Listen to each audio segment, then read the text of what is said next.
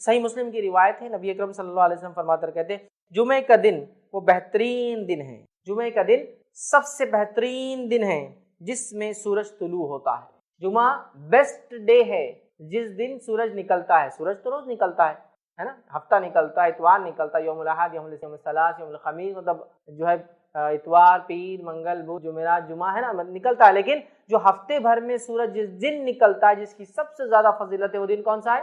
یوم الجمعہ۔ سورج کے تعلق سے آپ فرماتے حدیث، یہ جو ہے حدیث صحیح مسلم کی، آپ نے فرمایا جمعے کا دن سب سے بہترین دن ہے جس پہ سورج نکلتا ہے، ٹھیک ہے، تو بیسٹ ڈے ہے، یاد رکھیے، طلوع ہوتا ہے۔ اس دن آدم کو اللہ تعالیٰ نے پیدا کیا، اور کیا خصوصیت ہے اس دن کی؟ اس دن اللہ رب العزت نے آدم علیہ السلام کو پیدا کیا۔ دوسرا فرمایا اسی دن انہیں جنت میں داخل کیا، جنت میں بھی اسی دن یہ گئے، اور اسی دن انہیں اس سے نکالا گیا، جنت سے اسی دن یہ نکالے گئے۔ قیامت بھی جمعے کو ہی قائم ہوگی، قیامت بھی اسی دن، اس لیے یوم الجمعہ ہی جمع ہونے کا دن ہے، چاہے نماز جمعہ کی شکل میں بھی جمع ہوتے ہو اور قیامت قائم ہوں گی تو تب بھی لوگ جمع ہو جائیں، اور قیامت اسی دن قائم ہوں گی۔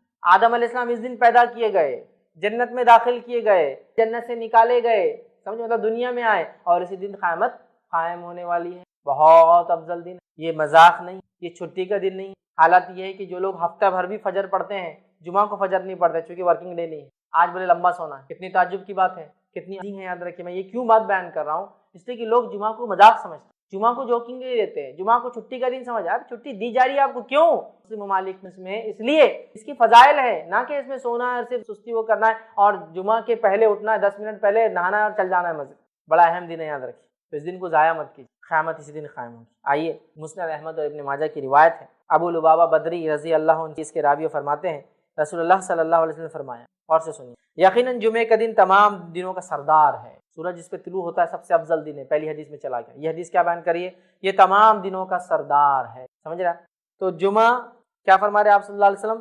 یقیناً جمعے کا دن تمام دنوں کا سردار ہے اور اللہ تعالیٰ کے یہاں سب سے عظیم، اللہ تعالیٰ کے یہاں سب سے عظیم ہے، ہمارے لیے ہم بیکار ضائع کریں، چھٹی ہے تو فائدہ اٹھائیے، سب سے عظیم ہے۔ پھر فرمایا یہ اللہ تعالیٰ کے یہاں عید الاضحیٰ اور عید الفطر سے بھی زیادہ بڑھ کر ہے، یہ اللہ تعالیٰ کے نزدیک عید الاضحیٰ اور عید الفطر سے زیادہ بڑھ کر ہے، کیونکہ عید الاضحیٰ اور عید الفطر تو صرف منانے کی ہے، تہوار ہے مسلمانوں کے جو بار بار آنے والا دن ہے جس میں خوشیاں مناتے ہیں، لیکن جمعہ فضائل کے اعتبار سے اس سے زیادہ فضیلتیں لیے ہوئے اپنے، تو فرمایا اللہ کے نزدیک عید الاضحیٰ عید الفطر کے دن سے بھی بڑھ کر ہے، اس کی 5 خصلتیں ہیں، اس دن کی 5 اسپیشلٹیز ہے، 5 خصلتیں اس دن کی۔ اس دن میں اللہ تعالیٰ نے حضرت آدم کو پیدا فرمایا، اس دن یہ پیدا ہوئے۔ دوسرا فرمایا اور اسی دن ان کو زمین پر اتارا گیا، مطلب ان سے خطا ہوئی پھر معافی ہوئی، زمین پر اتارے گئے، اور اسی دن انہیں فوت کیا گیا، ان کا انتقال بھی دنیا آنے کے بعد جمعہ کو ہی ہوا۔ پھر فرمایا اور جمعہ کے دن ایک ایسی گھڑی ہے، ایک ایسی ساعت ہے، ایک ایسا وقت ہے، ایک ایسا ٹائم ہے جس کے اندر جو کچھ بھی مانگا جائے اللہ عطا کرتا ہے، صرف حرام چیز نہ مانگی جائے، یہ اس کی خصلت ہے۔ پھر فرمایا اسی دن قیامت قائم ہو، خصلت ہے۔ پھر فرمایا ہر مقرب فرشتہ، اللہ کے مقرب فرشتے ہیں، اسپیشل فرشتے جو اللہ کے عرش کو اٹھائے ہوئے ہوتے ہیں ان کو بولتے ہیں مقرب فرشتے۔ مقرب فرشتے، یہ مقرب فرشتے کیسے ہوتے ہیں، کیا ان کا معاملہ ہے؟ فرشتوں کی دنیا میرا ایک لیکچر ہے، اس میں ضرور آپ سنیں، امیزنگ۔ تو بہرحال ہر مقرب فرشتہ جو اللہ کے قریب ہوتا ہے، اللہ کے عرش کو اٹھائے رہتا ہے یا اٹھائیں گا، اللہ کے عرش سے اس کا تعلق ہے۔ مقرب فرشتہ آسمان اور زمین اور ہوا، آسمان اور زمین اور ہوا اور سمندر جمعہ کے دن سے ڈرتے ہیں۔ اللہ کا مقرب فرشتہ زمین اور آسمان، ہوا اور سمندر، مطلب زمین، آسمان، ہوا اور پانی، سب جمعہ کے دن سے ڈرتے جب یہ آتا ہے۔ کیوں؟ جمعہ کو قیامت تو وہ گھبرا جاتے، وہ ڈر جاتے اپنے آپ، سمجھ رہا؟ اور مسلمان کا حال یہ سب سے زیادہ مست ہو کر پڑا ہوا ہے جمعہ کے دن، جو جمعہ کی مخصوص عبادتیں وہ تو غائب ہے، فرائض بھی اس دن چھوٹ جاتے ہیں، اس لیے کہ بولے ہفتہ بھر نماز پڑھانا میں نے فجر کی، جمعہ آج ایک چھٹی کا دن ہے، کیونکہ آفس رہتا جلدی 8 بجے تو اٹھ جا رہا، فجر ہو جا رہی، آفس نہیں ہے آج تو فجر بھی نہیں ہے آج، سبحان اللہ، یہ تو اتنا عظیم دن ہے، یہ دنوں کا سردار ہے، سب سے افضل دن ہے جس پہ سورج طلوع ہوتا ہے۔ اس دن اللہ کے مقرب فرشتے زمین، آسمان، سمندر، ہر کوئی، ہوا، پانی، سب ڈر رہے ہیں۔ اس دن قیامت آدم علیہ السلام پیدا ہوئے، آدم علیہ السلام دنیا میں بھیجے گئے، آدم علیہ السلام اسی دن وفات پائے، اور ایک ایسی گھڑی ہے اس دن میں جس گھڑی میں جو دعا مانگی جائے رد نہیں ہوتی، سوائے حرام چیز نہ مانگے، اور اس کے ساتھ ساتھ اس کی ایک اور فضیلت ہے، اسی دن قیامت قائم ہو اور ہر کوئی ڈرتا ہے اللہ، صرف ابن آدم جو ہے مست ہے، نہیں سمجھ پا رہے کہ رب العزت نے کیا فضیلت کا حامل بنایا اس دن کو، اس کی فضیلت کو سمجھ کے اپنی زندگیوں کو ہم بدلیں۔ آئیے اب اس اوپر والی حدیث میں ایک جو نقطہ ہم کو اضافی ملا، اس سے پہلے کی حدیث میں بھی سیم تھا، آدم علیہ السلام پیدا کیے گئے، توبہ کیے، جنت میں ڈالے گئے، دنیا میں بھیجے گئے، انتقال ہوا اسی دن، یہ باتیں تو پتہ چل گئی ہمیں۔ لیکن ایک اضافی چیز وہ یہ تھی، ایک گھڑی آتی ہے، ایک ٹائم ہے جس میں مانگی گئی دعا اللہ رد نہیں کرتا سوائے حرام چیز نہ مانگی جائے۔ آئیے اس کے تعلق سے تھوڑی سی تفصیلات دیکھتے ہیں۔ ابو داؤد کی روایت ہے، نبی اکرم صلی اللہ علیہ وسلم فرما رکھا، جمعہ کا دن 12 ساعت میں جو ہے 12 گھڑیاں اس کے اندر ہوتی ہے، 12 پارٹس جس کو بول لیجیے عام زبان میں۔ تو اللہ کے رسول صلی اللہ علیہ وسلم فرماتے جمعہ کے دن میں 12 ساعت ہے، 12 گھڑیاں ہیں، 12 گھڑیاں ہیں یا 12 گھڑیوں کا ہوتا ہے۔ اس میں ایک گھڑی ایسی ہے کہ مسلمان اس گھڑی کو پا کر اللہ سے جو مانگتا ہے تو اللہ اسے ضرور دیتا ہے، لہٰذا اسے تم عصر کے بعد آخر گھڑی میں تلاش کرو۔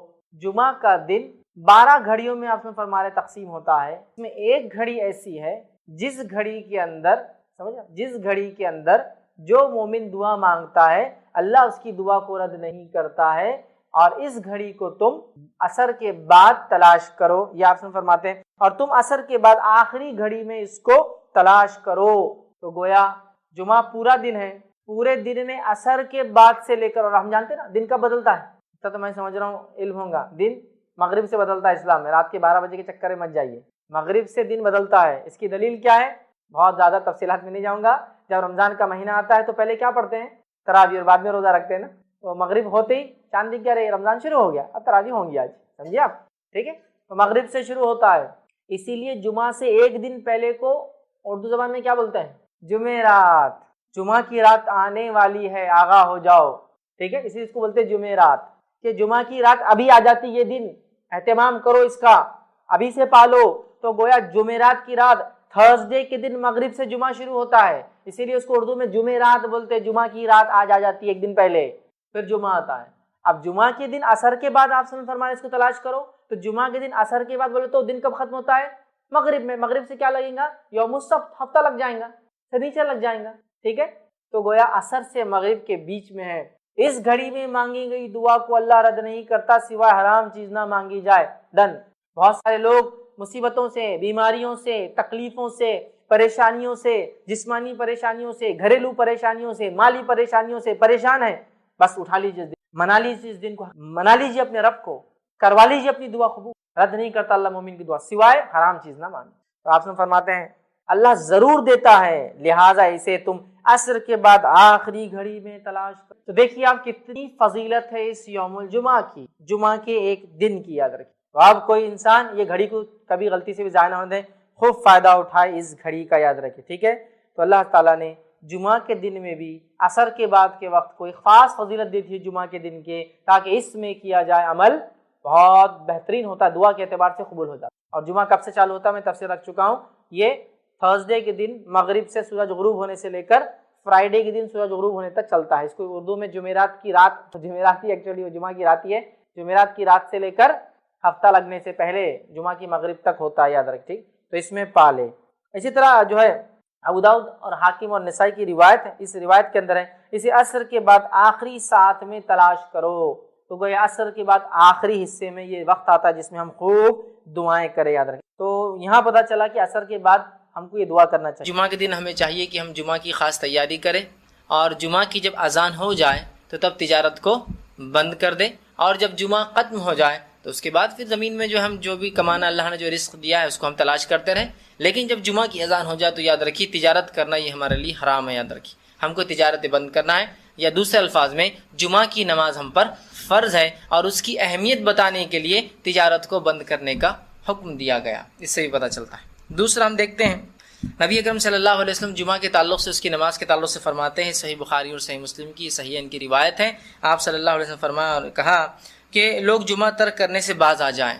مطلب بہت سے لوگ ایسے ہوتے ہیں جو جمعہ چھوڑ دیتے ہیں، وجوہات بہرحال جو کچھ بھی ہو، لیکن اس بات کا بہت زیادہ ہم خیال رکھیں کہ جمعہ ہم خواہ کبھی نہ چھوڑیں۔ تو آپ صلی اللہ علیہ وسلم جمعہ کی اہمیت بتاتے فرماتے اور کہتے ہیں لوگ جمعہ ترک کرنے سے باز آ جائیں، یا پھر اللہ ان کے دلوں پر مہر لگا دیں گا۔ لوگ جمعہ ترک کرنے سے، جمعہ چھوڑنے سے باز آ جائے، مطلب ایسا نہ ہو کہ لوگ جمعہ کو یوں ہی آسان سمجھے اور چھوڑنا چالو کر دے، یا نہ پڑھے، یا اس کے بدل میں جو ظہر پڑھ لے گی کیا ہوا جمعہ نہیں ملی تو، یا پھر اس کے لیے کوشش نہ کرے، ٹھیک، باز آ جائیں۔ ورنہ آپ فرماتے یا پھر اللہ ان کے دلوں پر مہر لگا دے، مطلب جو شخص جمعہ کو چھوڑتا ہے، بلا وجہ نہیں پڑھتا ہے، کسی عذر کو چھوڑ کر بس یوں ہی چھوڑتا ہے تو اللہ اس کے دل پہ کیا کرتا ہے؟ مہر لگا دیتا ہے. اور ظاہر سی بات ہے یہ مہر کسی اچھائی کی علامت تو نہیں ہوگی، کیونکہ کسی اعمال کو چھوڑنے کی وجہ سے اگر دل پر مہر لگ رہی ہے تو یقیناً یہ کسی برائی کا نتیجہ اور سبب ہی بننے والی ہے. تو اللہ کہیں ان کے دلوں پر آپ سے فرماتے ہیں مہر نہ لگا دیں، پھر وہ غافلوں میں سے ہو جائے. اور پھر وہ غافلوں میں سے مطلب جو جمعہ سے غفلت برتتا ہے وہ در حقیقت اللہ اس کے دل پہ پھر مہر لگا دیتا ہے اور وہ پھر دین سے بھی غافل ہو جاتا ہے. چونکہ غافلوں میں سے ہو جانے سے مراد یہ کہ دین میں غفلت برتنے والا نہ ہو جائے. تو جو شخص جمعہ کو آسان لے لیتا ہے، جمعہ نہیں پڑھتا، اس کی اہمیت کو نہیں سمجھتا، اس کے واجب ہونے کو نہیں سمجھتا اور وہ آسانی جمعہ کو ترک کر دیتا ہے، تو آپ سے فرماتے ہیں ایسے شخص کے دل پر اللہ کیا کرتا ہے؟ مہر لگا دیتا ہے، ایک سیل لگا دیتا ہے. ٹھیک، اور پھر اس سے کیا ہوتا ہے؟ وہ شخص غافلوں میں شامل ہو جاتا ہے. تو یہ بہت زبردست وعید ہے اور جمعہ کی فرضیت کی دلیل ہے. دونوں باتیں ایک ساتھ. وعید اس چیز کی ہے کہ انسان جمعہ کو نہ چھوڑے، ایک مسلمان جمعہ کو جو ہے کسی بھی حد تک کوشش کرے کہ اس کو پڑھے، اور دوسرا یہ کہ جمعہ کا پڑھنا ہم پر واجب اور فرض ہے. یاد رکھیں. اسی طرح نبی اکرم صلی اللہ علیہ وسلم فرماتے ہیں، سنن ابو داؤد کی روایت ہے، آپ نے فرمایا اور کہا کہ جمعہ کے تعلق سے فرماتے ہیں الجمعۃ حق واجب علی کل مسلم. کیا فرماتے اور کہتے ہیں کہ جمعہ جو ہے یا جمعہ جماعت کے ساتھ ہر مسلمان پر حق اور لازم ہے.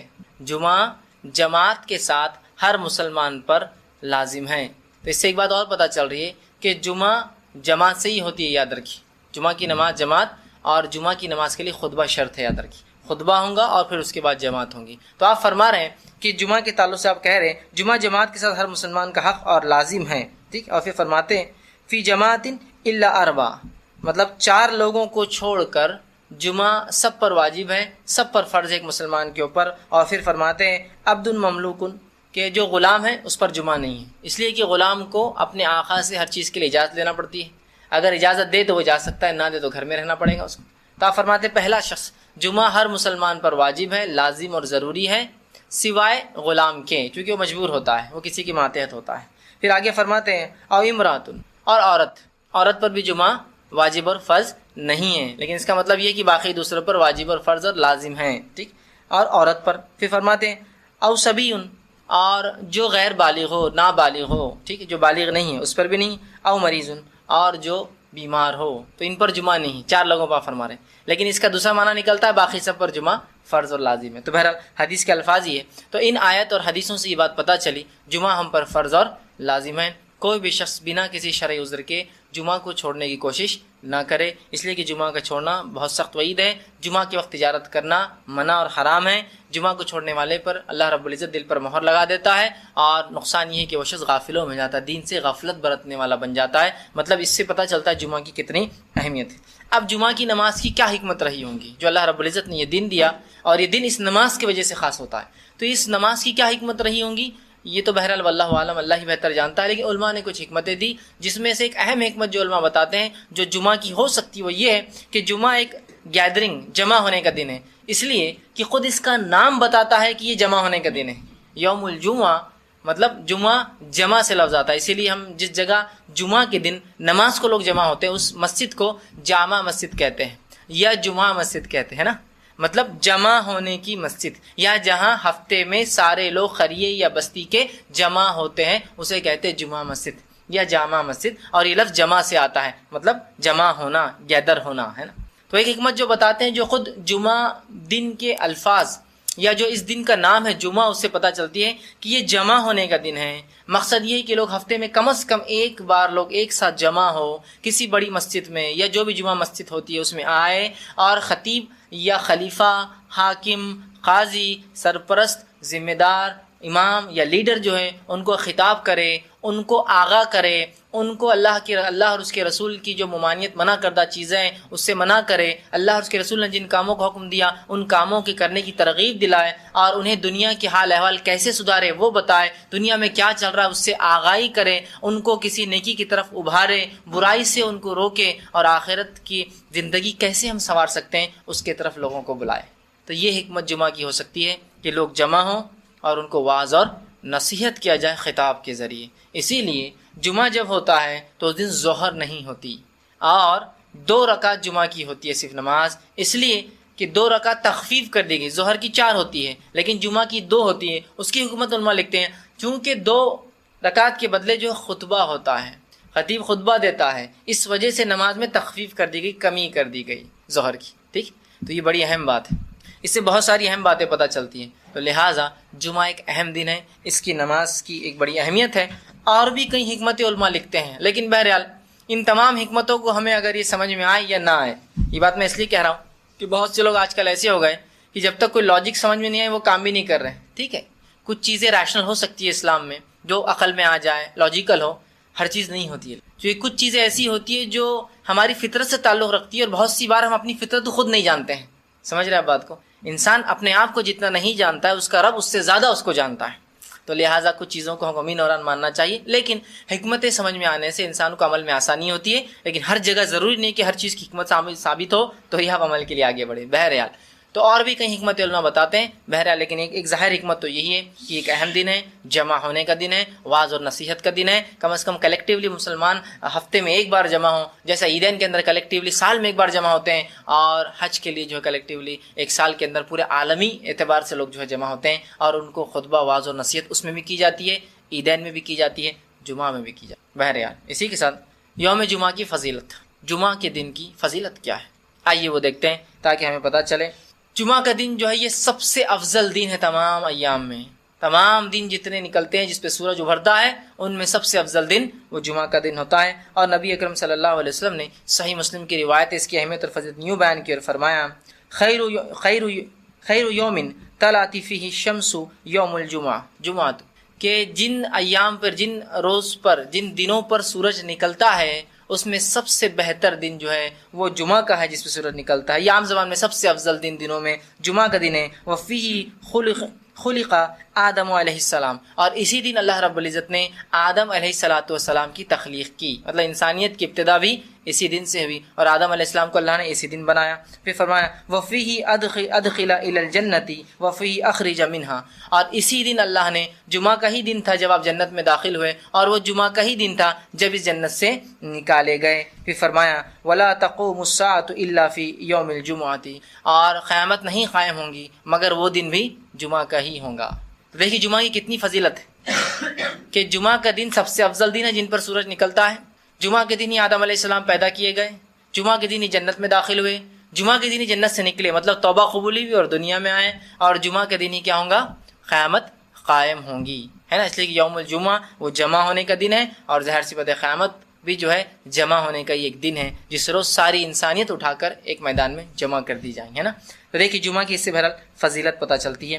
اور بھی کئی فضیلتیں یاد رکھے جمعہ کی اس طرح سے آتی ہے. اتنا وقت نہیں کہ تمام فضیلت رکھو، لیکن یہ ایک فضیلت سے بات سمجھ میں آ جاتی ہے، اس کی نماز سے بات پتہ چل جاتی ہے، اس میں خطبہ دیا جاتا ہے اور کچھ نہ کچھ الگ اور ہٹ کر ہوتا ہے، اور اس کے علاوہ بہت سارے احکامات اس دن، یا بہت سارے باتیں جو یاد رکھنے کے لیے کہا گیا، کرنے کے لیے کہا گیا، اس سے بھی سمجھ میں آتا ہے جمعہ کی کتنی زیادہ فضیلت ہے. آئیے اسی طرح جمعہ کے دن کیا اس کا ادب رکھیں، اور جمعہ کے دن کیا اعمال کرنا مسنون ہے، مطلب کن چیزوں کو ہم ذہن میں رکھیں جمعہ کے دن، اور کیا اعمال کرنا جمعہ کے دن مسنون ہے. اب بہت سی بار ہوتا ہے جب اعمال مسنونہ کی بات ہوتی ہے، وہ اعمال جو سنت ہے کرنے کی بات ہوتی ہے، تو کبھی کبھار ایسا ہوتا ہے کہ ہمارے ذہن میں بات پلے نہیں پڑتی. کچھ بدعات میں ایک باریک چیزوں کی ہم حفاظت کرتے اور ایک ایک چیز کو یاد رکھتے ہیں، لیکن جب سنت اعمال کی بات ہوئی تو یہاں سوال یہ اٹھایا جاتا، نہیں کرے تو کیا ہوتا، چھوڑ دیے تو کیا ہوتا، نہیں اتنے بار نہیں ہوا تو کیا ہوا.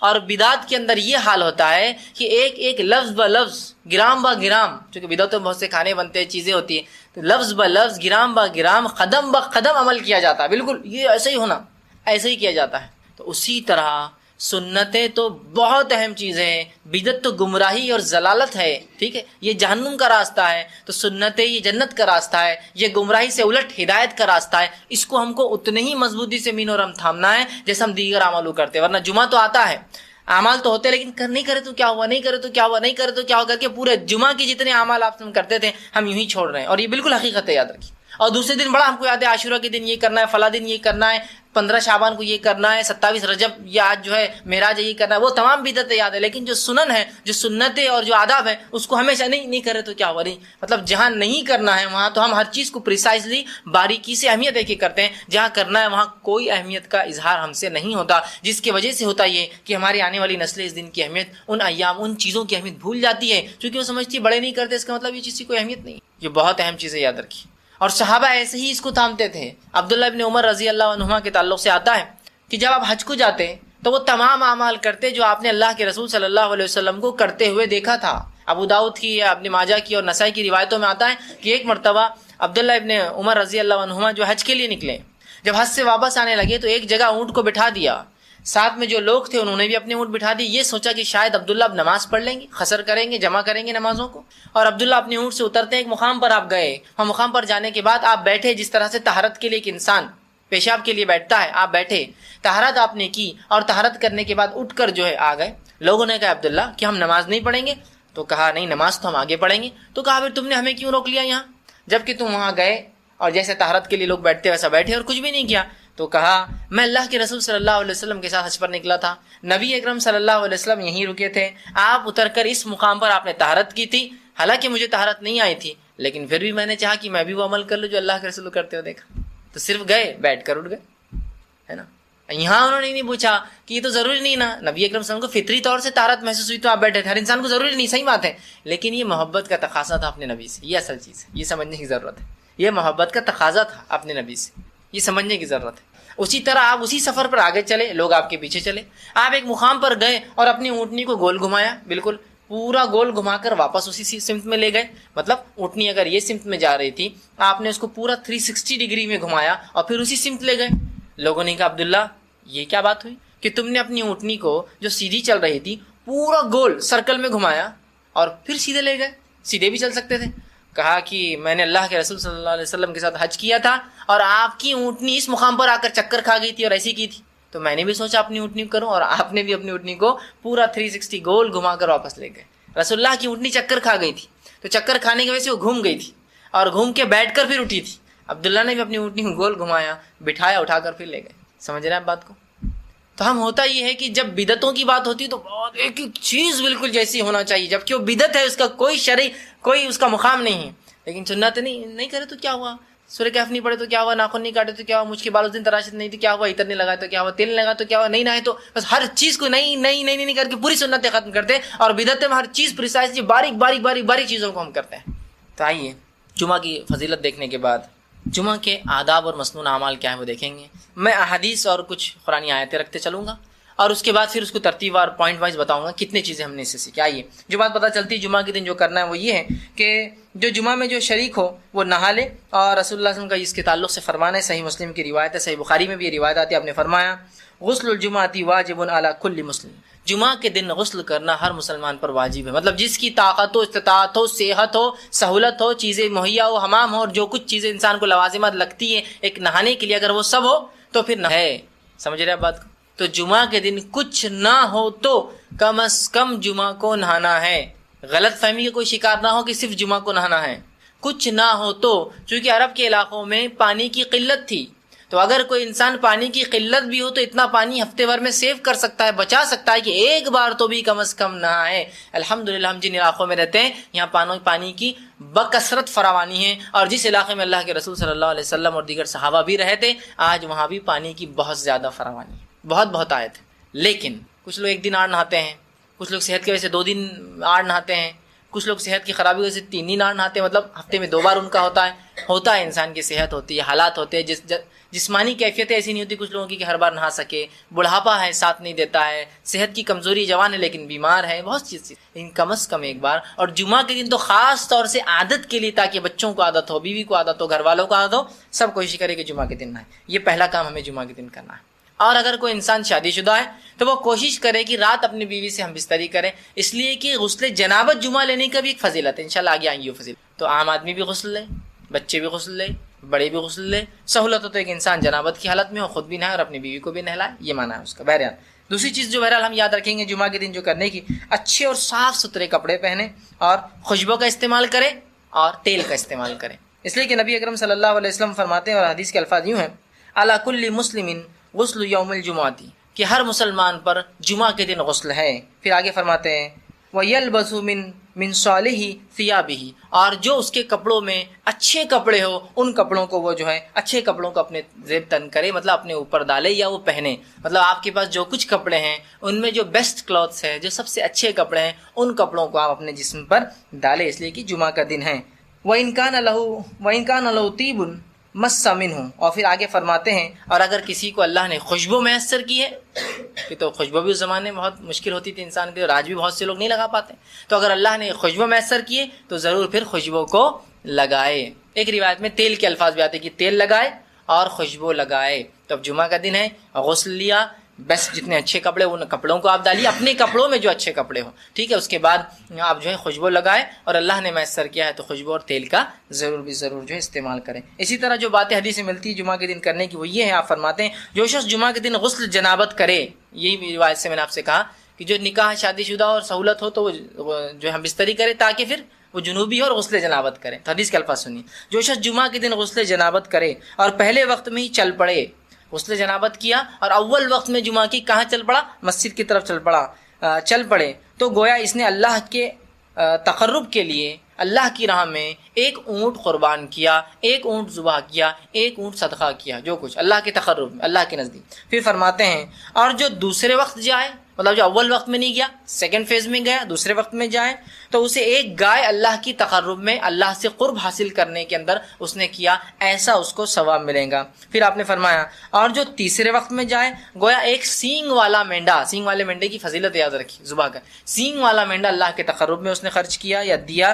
اس کے بعد فرماتے اور ایسا شخص جو چوتھے وقت میں جائے، بہت ہی قریب جائے، خطیب چڑھ گیا، چوتھا وقت بالکل ایک دم نماز سے قریب چوتھے وقت میں جائے، تو اس کی مثال ہے جیسے اس نے ایک مرغی اللہ کی راہ میں قربان کی، اور جو پانچویں وقت میں گیا، دا لاسٹ کمرس جس کو بولیں گے، اس کی مثال ایسی ہے جیسے اس نے ایک مرغی کا انڈا اللہ کی راہ میں قربان کیا یا صدقہ کیا۔ اور پھر آپ نے فرمایا میں دیا، اور جب امام خطبہ دینے کے لیے آ جاتا ہے، ممبر پر بیٹھ جاتا ہے، تو فرشتے جو دروازوں پر ہوتے ہیں، جو اندر داخل ہونے والوں کے نام لکھتے رہتے کون کون جمعہ کے لیے آ رہا ہے، وہ رجسٹرز کو بند کر دیتے ہیں، اور آ کر خطیب کا تذکیر، جو خطیب نصیحت اور وعظ کرتا ہے، وہ سننے بیٹھ جاتے ہیں۔ تو گویا کوشش یہ کرنی چاہیے کہ جمعہ کو خطیب کے ممبر پر چڑھنے سے پہلے آنے والا ففتھ ہے کہ تو اس کو انڈے کا ثواب مل رہا، تو ظاہر سی بات ہے اول آنے والا بہت جلدی آ رہا ہے، اذان سے پہلے داخل ہو جا رہا ہے، ہو سکتا ہے دوسرا نمبر اذان کے وقت داخل ہو رہا ہے، تیسرا دوسری اذان کے وقت داخل ہو رہا ہے جو خطیب چڑھ رہا ہے، لیکن یہ تمام لوگ جو ہے خطیب کے ممبر پہ بیٹھنے سے پہلے آ رہے ہیں۔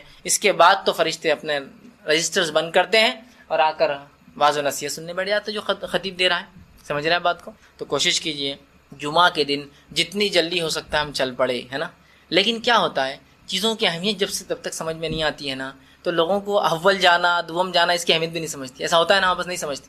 لیکن اگر کوئی کہہ دے کہ کرکٹ میچ ہے، انٹرنیشنل لیول تو چھوڑ دیجئے، لوکل اسٹیٹ میچ ہے اور میرے پاس کچھ ٹکٹس ہے، اب ٹکٹس ایسے ہے کہ وہ تو ایک اسپیشل وی آئی پی لان ہوتا ہے، اس کے بعد جنرلی اسٹیڈیمس میں نمبر سے نہیں ہوتے ہیں، لوگ ترتیب میں بٹھاتے جاتے جیسے لوگ آتے ہیں، تو جو سب سے وہ لائیں گا وہ سب سے نزدیک کی سیٹ پائیں گا اور سب سے نزدیک سے گیم دیکھ سکتا ہے۔ تو وہاں کیسا اجلت کرتا ہے آدمی کہ جلدی جا کر وہاں بیٹھیں گے تو نزدیک سے دکھیں گا۔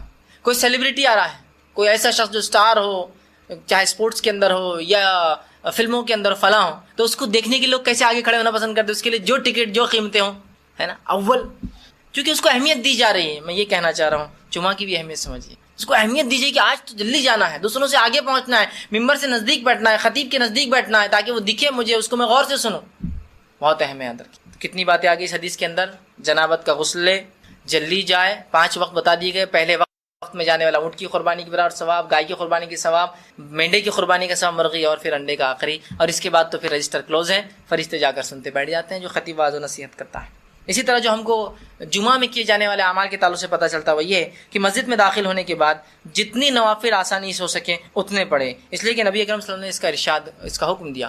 آپ جمعہ کے لیے داخل ہوئے مسجد میں، جتنے نوافل آپ آسانی سے پڑھ سکتے ہیں اتنے نوافل جمعہ کے دن پڑھنے کی آپ کوشش کریں۔ آپ صلی اللہ علیہ وسلم فرماتے اور کہتے ہیں، یہ صحیح بخاری کی روایت، آپ نے فرمایا جو شخص جمعہ کے دن غسل کرتا ہے اور استطاعت کے مطابق اچھی طرح وضو کرتا ہے، غسل کرتا ہے اور استطاعت کے مطابق اچھی طرح غسل کرتا ہے، ٹھیک، بہت پرفیکٹلی اپنے جو وضو کو کرتا ہے اور تیل یا خوشبو لگاتا ہے، سر میں تیل لگاتا ہے، جسم پہ خوشبو لگاتا ہے، پھر مسجد میں پہنچ جاتا ہے اور 2 آدمیوں میں فرق نہیں کرتا، مسجد میں جب پہنچتا ہے تو اس کو ہٹا کے نہیں جاتا ہے، جہاں جگہ ملی وہاں رکتا ہے، لیکن اس کا ہرگز مطلب نہیں کہ آگے والوں نے اگر صفیں چھوڑ دی تو آپ پیچھے کھڑے رہیں گے، پھر تو آپ ان کو توڑ کر جائیں گے، لیکن آگے فل ہونے کے بعد بھی کچھ لوگ جاتے ہیں، ان کو منع کیا گیا ہے۔ سب بندی کی آداب یہی، پہلا آنے والا پہلا بیٹھے گا، دوسرا آنے والا پھر ترتیب میں ہوگا، ٹھیک۔ ہاں بس دینی مجالس میں الٹا ہوتا ہے، لوگ پیچھے سے بھرتے ہیں، دنیا مجالس آگے سے بھرتی ہے، کھانے میں آپ پیچھے رہنا چاہتے ہیں آگے رہنا چاہتے ہیں، دعوت میں اگر دروازہ کھل رہا ہے تو آپ پیچھے رہنا چاہتے آگے رہنا چاہتے؟ آگے. لیکن دینی مجلس میں اگر کوئی دروازہ کھول رہا ہے تو آرام. اور جمعہ کے دن تو جب دوسری اذان کے بعد وآخر دعوانا ان الحمد للہ رب العالمین بولتے دکان چھوڑ کے بھاگتے آتا ہوں. چونکہ آپ میرے کو معلوم ہو گیا آپ خطیب ختم کیا، اب جماعت کھڑی ہونے والی ہے اور اتنے 10-15 سیکنڈ میں پہنچ جاتا ہوں. دینی مجالس میں پیچھے رہنا چاہتے ہیں، دنیاوی مجالس میں آگے. منسٹر آ رہا ہے آگے رہنا چاہتے ہیں پیچھے رہنا چاہتے ہیں؟ آگے رہنا چاہتے ہیں. آپ کو عالم دین آ رہے ہیں تو مل لو، تم ملو، میرے کو کیا ضرورت ہے نا. یہ لوگ ویسے ہی بور کرتے عالم دین یہ بتاتے وہ بتاتے. ان سے ملنے کے لیے سمجھ رہے آپ. تو ہم نے دین کو سیکنڈ دیکھیے، ہم نے انکانشیسلی بولیے سمجھداری سے یا غیر سمجھی طور سے دین کو دوسرا تیسرا پتہ نہیں کیا درجہ دے دیا، جبکہ سب سے اول ہونا چاہیے تھا. ٹھیک. تو آپ فرماتے ہیں مسجد پہنچتا ہے، 2 آدمیوں میں فرق نہیں کرتا، ان کو ہٹاتا نہیں ہے، اور جو اس کے لیے مقدر ہے نماز پڑھتا ہے، مطلب نوافل ادا کرتا ہے. اسی سے میں نے کہا جتنی ہو سکے اتنی نوافل میں اضافہ. مقدر پڑھتا ہے، پھر امام کے خطبے میں خاموش رہتا ہے، کوئی آواز نہیں کرتا، سنتا ہے غور سے. خاموش رہتا ہے مطلب غور سے سنتا ہے رہتا ہے. تو اگلے جمعے تک اس کے گناہ تمام معاف کر دی جاتے ہیں، سوائے اس کے کہ وہ کبیرہ گناہ کوئی نہ کرے. ایک جمعے سے دوسرے جمعے تک اگر نماز میں آتا ہے، اول آتا ہے، نہا کر آتا ہے، خوشبو لگاتا ہے، تیل لگاتا ہے، جلدی پہنچتا ہے، لوگوں میں فرق نہیں کرتا، جہاں جگہ ملی بیٹھ جاتا ہے، غور سے خطیب کو سنتا ہے، خطبے پہ وہ کرتا ہے، جتنی ہو سکے اتنی نافل نماز اضافہ کرتا ہے، تو اللہ آنے والے جمعہ تک کے تمام گناہوں کو معاف کرتا ہے. صغائر صرف یہ ضروری ہے کہ وہ کبیرہ گناہ نہ کرے، ہے نا. کتنی فضیلت ہے جمعہ کی. اور کیے جانے والے اعمال بھی دونوں ایک ساتھ آ رہے ہیں، اس لیے میں نے فضیلت میں الگ سے روایتیں نہیں رکھی. یہ فضیلت بھی ہے اور کیے جانے والے اعمال بھی. ٹھیک.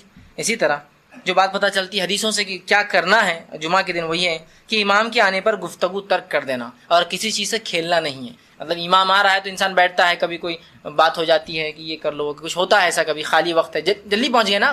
جماعت ہے سمجھ لیجیے جمعہ کی کھڑی تو 1:15 بجے، اور کوئی انسان 12 بجے پہنچ جائے جبکہ ابھی اذان بھی نہیں ہوئی دوسری، تو وہ بیٹھ سکتا ہے، بات کر سکتا ہے، کوئی چیز ضروری ہے اگر اس کو سمجھتا ہے، کسی کو بات نصیحت کر دے کچھ بیٹھے بیٹھے. لیکن اب خطیب آ گیا تو بالکل خاموش. اور خطیب جب آ گیا اور ممبر پر پہنچ گیا تو خاموشی اختیار کرنا. آپ فرماتے ہیں اور کہتے ہیں، یہ صحیح مسلم کی روایت ہے، آپ فرماتے کہتے ہیں اذا قلت لصاحبك يوم الجمعة والامام يخطب انصت فقط لغوت. اگر تو نے مطلب اتنا خاموش رہنا ہے کہ اگر تو نے جب امام آ جائے ممبر پر اور خطبہ دے اور اپنے بھائی سے یہ کہا خاموش رہو، تو تو نے لغو کام کیا، تو نے اپنے جمعہ کو ضائع کر دیا. تو آپ کہیں گے یہ کیسی بات ہے کہ ایک آدمی دوسرے آدمی کو کہہ رہا ہے خاموش رہو، تو اس میں کیا غلطی ہے؟ اس میں بڑی حکمت ہے، بڑی حکمت. ایک آدمی مسجد میں آ کے نیوسنس کریٹ کر رہا ہے، کچھ ہی باتیں کر رہا ہے نا، لیکن اس کی آواز ایک آدمی کی ہے. اب اگر پوری مسجد بولیں گے تو پھر کیا ہوگا؟ پوری مسجد نیوسنس کریٹ کرنا شروع کر دیں گے. حکمت کیا کہی گئی؟ اس کو کہنے دو، تم کچھ مت کہو اسے، اس لیے کہ اگر تم اس کو خاموش کہو گے خاموش بیٹھو، تم نے لغو کیا. پھر ایک بچہ چلا رہا ہے، ایک کی آواز ہے، اگر اس کو بڑا بچے گا چھپ جمعہ کی نماز خاموش بیٹھ، اس سے ہوں گا کیا؟ 2 ہوں گے. پھر وہ دوسرا دیں گا جمعہ ہے نا تم کو سمجھتا نہیں کہ خاموش رہنا. تیسرا بولیں گے ارے یار تم لوگ پورے آواز کر رہے، جمعہ کے دن خطیب کھڑا ہے. پھر خطیب پریشان ہے، کہیں کیا چل رہا ہے اس مسجد کے اندر یار، کوئی سننے کو تیار ہے نا. تو کیسی حکمت ہے کہ کوئی کسی کچھ نہ کہے، آٹومیٹک سب خاموش ہو جائے. کوئی آواز کر رہا ہے کرنے دیجیے، آپ خاموش رہیے، آپ کی خاموشی اس کے لیے دلیل ہے خاموش ہونے کی. تو اتنا جمعہ کیا ادب ہے اور اتنا خطیب کی خطبہ دیتے وقت خاموش رہنا ہے کہ آپ کسی کو اس کی غلطی پر ٹوک بھی نہیں سکتے یا اس کو یہ بھی نہیں کہہ سکتے تم خاموش بیٹھو، اس لیے کہ تمہارا یہ بولنے سے پوری مسجد ڈسٹرب ہونے